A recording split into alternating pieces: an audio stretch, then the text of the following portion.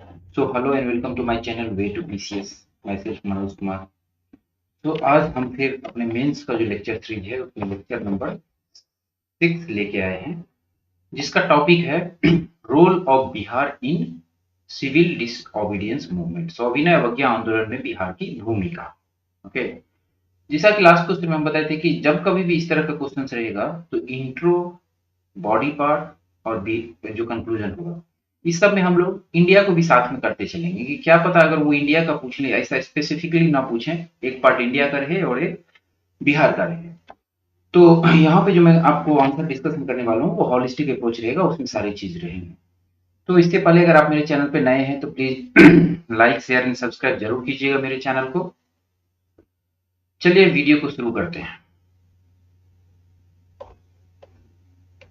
तो जैसा कि मैं सिविल डिसोबीडियंस सविनय अवज्ञा आंदोलन, तो इसके बारे में हम लोगों को जो एक इंट्रो टाइप का होगा, तो यहाँ पे मैं अच्छा खासा कंटेंट डाल दिया हूँ। आप इसमें से जो काम का चीज होगा वो आपको लिखनी है, जिसमें क्या क्या होनी चाहिए।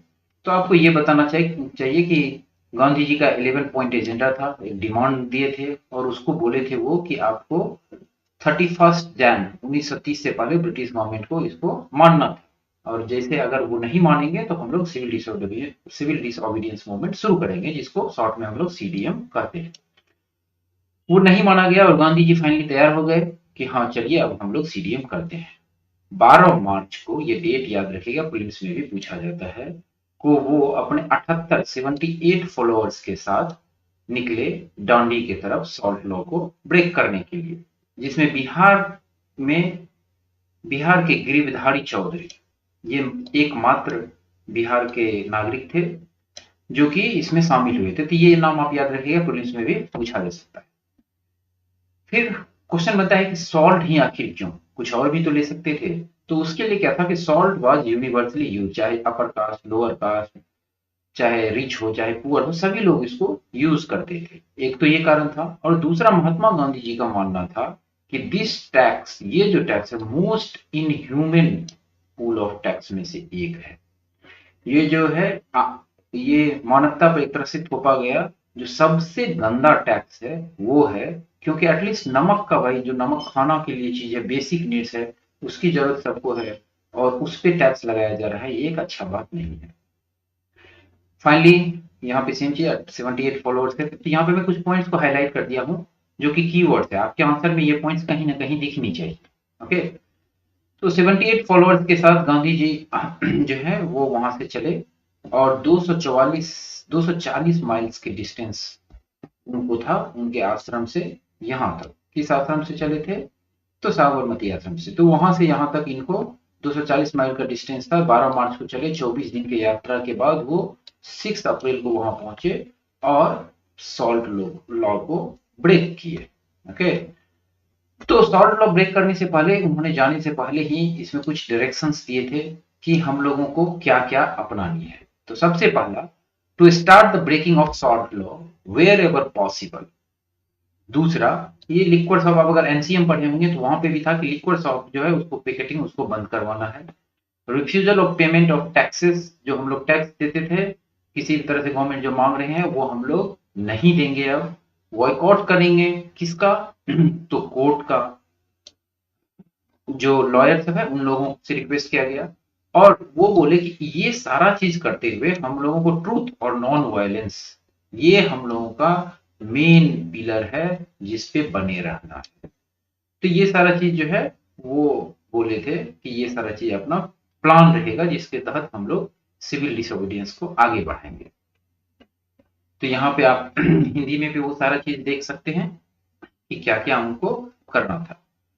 फिर अगर इंडिया लेवल से क्वेश्चन रहेगा, इंडिया के बेसिस पे पूछा जाए, तो आप ये डाल सकते हैं कि तमिलनाडु में किसने किया? तो श्री राजगोपालाचारी किए थे। कहाँ से कहाँ पे गए थे? तो ट्रिची, एनआईटी ट्रिची है, तो वहाँ ट्रिची से लेकर के वो वेडेरानियम तक गए थे, वहां पे सॉल्ट लॉ ब्रेक किए थे। इसी तरह आसाम में कहाँ से कहाँ तक गया क्या था?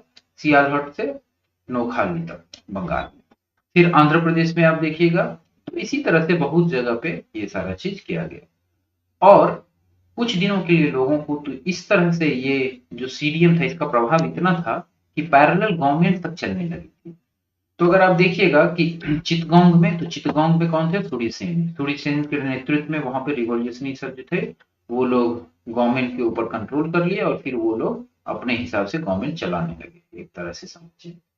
उसके बाद पेशावर में देखिएगा तो यहाँ पे अब्दुल गफ्फार खान, इसे जो कि बादशाह खान के नाम से भी जाने जाते हैं, फ्रंटियर गांधी भी इनको लोग बोलते थे, वो वहां पे लीड किए थे through non violence. Dharasana, Dharasana जरूर मेंशन कीजिएगा, बिकॉज धारसाना में क्या हुआ था कि गांधी जी सोचे थे कि हमको धारसाना में खुद से जाना है, लेकिन उनका अरेस्ट पहले ही हो गया जब वो लोग प्लान किए थे। फिर भी सरोजनी नायडू, इमाम साहेब एंड मनीलाल, मनीलाल कौन थे? महात्मा गांधी जी के बेटा थे। वो तीनों लोगों ने यहाँ पे लीड किया और सरोजनी नायडू का यहाँ रोल अति सराहनीय है इस धारसाना में जो प्रोटेस्ट हुआ था वहां। मणिपुर में, तो मणिपुर में भी सिविल डिसोबीडियंस का इफेक्ट दिखा गया। नागालैंड में जो रानी गुडिल्लू, इनको उपाधि कौन दिए थे? इनको ये उपाधि जवाहरलाल नेहरू दिए थे। वो 13 समझिए 13 साल की एज में ही थे और उन्हें आजीवन कारावास का सजा सुनाया गया। फाइनली जब भारत आजाद हुई उसी समय में जाकर के इनको मुक्ति मिली थी जेल से। तो इनको रानी गुडिल्लू की उपाधि दिए थे पंडित जवाहरलाल नेहरू ने। अब ये था कि मैं जब अपना आंसर लिखा था किसी टेस्ट सीरीज के लिए, तो वहां पे रोल ऑफ बिहार, तो अपना जो मेन क्वेश्चन है वो शुरू होता है यहाँ से। तो रोल ऑफ बिहार, तो आप इस तरह से एक ही लाइन में अगर आप चाहें, मान लीजिए आपको कंटेंट रहे तब भी, या पेज भरना हो तब भी, या आपको पेज कम भी हो तब, तो ये रिप्रेजेंटेशन अच्छा लगता है। तो एक ही लाइन में आप मेन मोटा मोटा जो चीज है आपके पास वो बता दिया, फिर इसको थोड़ा थोड़ा एक्सप्लेन कर दीजिए। तो अभी जब हम नीचे पढ़ेंगे तो यहाँ पे क्या क्या चीज लिखा है वो आपको पता चलेगा। ठीक है। तो हुआ क्या कि जब सीडीएम जो है सिविल डिसोबीडियंस मूवमेंट पूरा इंडिया में शुरू हो गया, तो बिहार भी इसे अनटच्ड नहीं रहा और जवाहरलाल नेहरू का विजिट हुआ बिहार में, और वो हम लोगों को एक तरह से समझिए कि एकदम ऊर्जा भर दिया था यहाँ के लोगों को। ये कब से कब आए थे? 31 मार्च से 3 अप्रैल के बीच में। गांधी जी कब गए थे? 12 मार्च को, यानी उनके दांडी मार्च शुरू करने के बाद वो यहाँ आए थे ताकि इसका प्रचार प्रसार किया जा सके सीडीएम। अब फिर हम यहाँ पे हाईलाइट करते हैं कुछ कुछ पॉइंट, आपको ये सारा पॉइंट आपके आंसर की में डालना चाहिए। पॉइंट्स तो बहुत सारे हैं लेकिन उसमें भी जो अति इंपॉर्टेंट जो होता है वो ही आप अपने आंसर की में दीजिए, क्योंकि वहां पे आपको स्पेस नहीं मिलेगा। 4 ही पेज रहती है, 4 पेज में आपको किस तरह से आंसर लिखना है वो थोड़ा डिफिकल्ट हो जाता है। चलिए, तो देर वॉज नो सी बीच। बिहार में क्या था? सी बीच तो थी ही नहीं, तो हम लोगों को क्या करना था? तो जो सॉल्टी रॉक होता है वहां से हम लोगों को सॉल्ट निकालना था। तो सबसे पहले चंपारण और फिर सारण में हो, और इसके बाद इसको फॉलो किया गया मुजफ्फरपुर, पटना, शाहबाद और सब जगह पे, लेकिन सबसे पहले चंपारण जिला में। इसमें फिर क्या हुआ कि मुजफ्फरपुर में अगर देखिएगा तो इनका नाम जरूर मेंशन कीजिएगा, राम दयालु सिंह, ठीक है, और जनकधारी प्रसाद। ये दोनों लोग मुजफ्फरपुर में सॉल्ट सत्याग्रह में बढ़ चढ़कर पार्टिसिपेट किए।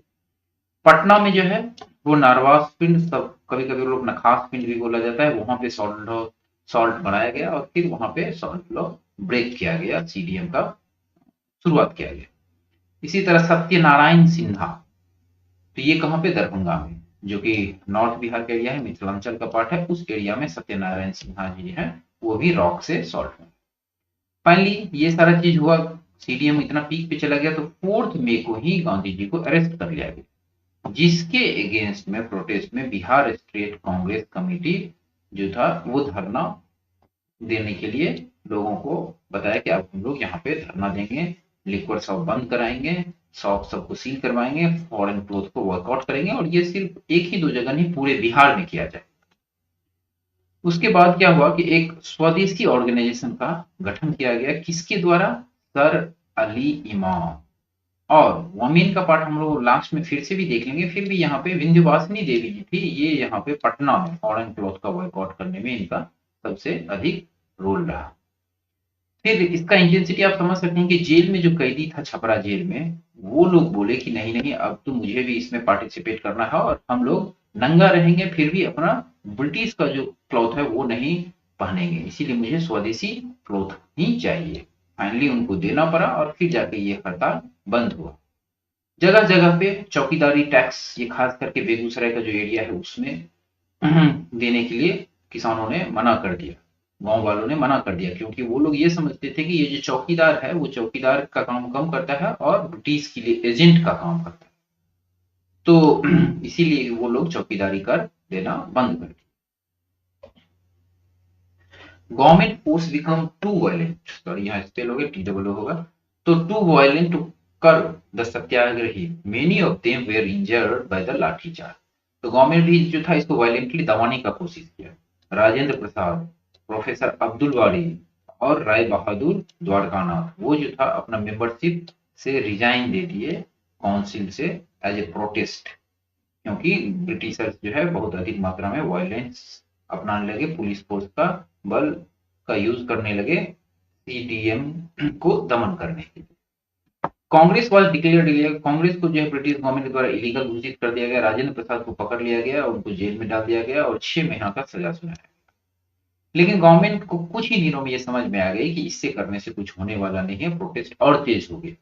तो गवर्नमेंट का प्लान था कि ऐसा करते हैं कि कांग्रेस के साथ अभी के लिए कुछ पैक्ट कर लेते हैं, जिस पैक्ट का नाम रखा गया गांधी इरविन पैक्ट। इसमें क्योंकि उस समय में जो इरविन जी थे उधर से और गांधी जी इधर से, वो दोनों कांग्रेस को गांधी जी रिप्रेजेंट कर रहे थे, ब्रिटिश को इरविन रिप्रेजेंट कर रहे थे। ओके, और यहाँ पे कुछ सहमति बनी जिसके बाद कांग्रेस ने सीडीएम को सस्पेंड कर दिया और कांग्रेस के बहुत सारे लीडर को छोड़ दिया गया इसमें। तो आप जब पढ़ेंगे इरविन पैक्ट तो उसमें देखेंगे कि सब कुछ ठीक था, सिर्फ भगत सिंह वाला जो बात था कि उनको फांसी की सजा से उम्र कैद कर दिया जाए, वो नहीं माना ब्रिटिश ने, और जिसके कारण गांधी जी का बहुत अधिक अपोज भी किया गया कहीं कहीं। कांग्रेस की तरफ से सेकंड राउंड टेबल में गांधी जी वहां पे गए, लेकिन सीडीएम जी था वो ये रिस्टोर करने में फिर से रिस्टोर करना पड़ गया, क्योंकि वहां पे गांधी जो कांग्रेस की बात थी वहां पे वो नहीं माना गया। कम्युनल अवार्ड को फिर से प्रोत्साहित किया गया रैमजे मैकडोनाल्ड के द्वारा। तो ये सारा चीज देखने के बाद सेकेंड राउंड टेबल कॉन्फ्रेंस जो है फिर से फेल हो गया और सीडीएम को फिर से रिस्टोर कर दिया गया। On 4 June 1932 Rajendra Prasad, Brajkishore Krishna Vallabh Sahay ETC were in present. फिर से इन लोगों को जो आप देखे होंगे कि यहाँ पे गांधी इरविन पैक्ट के बाद उनको छोड़ दिया गया था, उन लोगों को फिर से पकड़ लिया गया बहुत सारे जगह पे। जो है कि 26 जनवरी को यहाँ पे लोगों ने इंडिपेंडेंस डे मनाना शुरू कर दिया, जिसके कारण बिहार में मोतिहारी, बेगूसराय, शिवहर इन सब जगह पे पुलिस फायरिंग हुई और इसमें बहुत लोगों की मृत्यु हो गई। बेगूसराय में रघुनाथ ब्रह्मचारी जो थे और 6 अदर पीपल वो लोग मारे गए, और यहाँ पे सबसे अधिक वायलेंट रूप ले लिया था ये चौकीदारी करके अगेंस्ट जो लोग इस एरिया में बहुत अधिक सीडीएम में पार्टिसिपेट कर रहे थे, चौकीदारी कर नहीं दे रहे थे, और फिर इधर पुलिस जो गवर्नमेंट जो थे वो भी इस सविनय अवज्ञा आंदोलन को दमन करना चाहते थे, जिसके कारण पुलिस फायरिंग में बहुत लोगों की मृत्यु हुई, खास करके बेगूसराय। सेम टाइम इसमें गांधी जी जो थे उनको समझ में आ गया था कि अभी भी समाज में ये अनटचेबिलिटी सब का जड़ जो है बहुत अधिक मजबूत है, तो उसको ब्रेक करना है। और इसको ब्रेक करने के लिए उन्होंने बहुत अधिक जगह पे हरिजन सेवक संघ का जो ब्रांचेस था वो ओपन किए बिहार में, खास करके at least 10 branches different different district में ओपन किए गए। तो ये सारा चीज आप बोल सकते हैं। उसके बाद कि इसका इन्फ्लुएंस, हालांकि इसको सीपीडी को गांधी जी 1934 में विथड्रॉ कर लिए, फिर भी इसका जो पॉलिटिकल इनलाइटमेंट हुआ लोगों में, और फिर बिहार कांग्रेस सोशलिस्ट पार्टी का गठन इसी समय हुआ था, और ये जयप्रकाश नारायण जी इसमें अहम भूमिका निभाए थे। तो ये हुआ, यूथ वुमेन ये सारा लोग पार्टिसिपेट करना शुरू कर दिए, लोगों के मन से भय, ब्रिटिश गवर्नमेंट का भय खत्म हो गया। तो ये सारा चीज जो आप है सीडीएम का एक तरह से सिग्निफिकेंस के रूप में हम लोग बोल सकते हैं। तो अभी जितना भी पार्ट अभी ने हम लोगों ने देखा वो बिहार स्पेशल था, हिंदी में भी यहाँ पे दे दिया गया है। आप मेरे टेलीग्राम चैनल पे जुड़ करके ये डाउनलोड कर सकते हैं। अगर अभी तक आप नहीं जुड़े हैं तो जुड़ जाइए। मैं प्रीलिम्स के लिए भी जो करंट अफेयर्स है वो, और बिहार स्पेशल ज्योग्राफी, और कुछ दिनों के बाद हिस्ट्री भी लेके आऊंगा, और प्रीलिम्स से पहले मैं ये खत्म कर दूंगा। हालांकि अभी तक डेट तय नहीं हुई है, लेकिन मेरा ये कोशिश रहेगा कि जितना जल्दी हो सके वो हो जाए। मेंस का भी अपना लेक्चर साथ साथ आते रहेगा। During the CDM role of Bihar, तो जब रोल ऑफ बिहार था तो उसमें वोमेन का एक अलग से मैं सेक्शन इसलिए दे रहा हूँ कि वोमेन के बारे में आपको लिखनी चाहिए। इन जनरल जितने भी आंसर शीट रहते हैं उसमें जनरली मेंस के बारे में लिख दिए जाते हैं और एक दो वोमेन को टच किया जाता है। हालांकि मैं वोमेन का एक full fledged video separately already दे चुका हूँ, आप उसको भी देख सकते हैं। बट इस सब में भी एक वोमेन का अलग से सेक्शन बनाइए और दिखाइए, इसका अच्छा इम्पैक्ट रहेगा आपके आंसर शीट पे।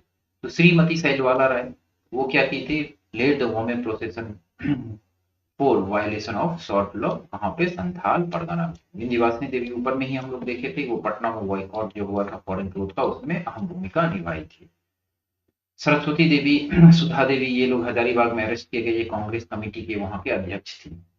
श्रीमती कुसुम कुमारी देवी, ये याद रखिएगा, led the protest against the capital punishment, किसका, अभी हम जो बताए थे कि भगत सिंह, राजगुरु और सुखदेव को जो मिला था 23 मार्च को, उसके अगेंस्ट ये आरा में प्रदर्शन। श्रीमती विंध्यवासिनी देवी, इनका नाम जरूर जरूर मेंशन कीजिएगा, wife of Rajendra Prasad, and 7 other women including the Chandravati Devi were arrested for celebrating independence day. ठीक है, वो जो गणतंत्र दिवस हम लोग मनाना शुरू किए थे तो 26 जनवरी को, उसके कारण इनको भी अरेस्ट कर लिया। चलिए, अब देखते हैं जो लास्ट पार्ट है वो सिग्निफिकेंस। तो इसका सिग्निफिकेंस क्या रहा, तो significance was more than just symbolic. ये एक सिंबॉलिक नहीं रहा कि हाँ चलिए सीडीएम हमको करना था तो हम कर दिए, ऐसा नहीं था कि हम लोग एक सॉल्ट लॉ ब्रेक कर दिए, इसका एक दूरगामी इम्पैक्ट पड़ा, और जिसके कारण फाइनली क्यूएएम जो है वो अच्छी तरीके से हम लोग किए, और फाइनली ब्रिटिश को हम लोगों को आजादी देना पड़ा। तो इसमें मेन ये 4 पॉइंट आप जरूर हाईलाइट कीजिएगा। An act of civil disobedience. The violation of law was seen as a symbol of the Indian people resolve not to live under British made law. Civil disobedience, सविनय अवज्ञा आंदोलन क्या होता है कि आपने जो भी मुझे लॉ दिया है उसके उसके उसके साथ हम काम नहीं करेंगे, वो आप मेरे ऊपर थोपे हैं, हम लोग उसको ब्रेक करेंगे। तो सविनय अवज्ञा का मतलब ही वही होता है।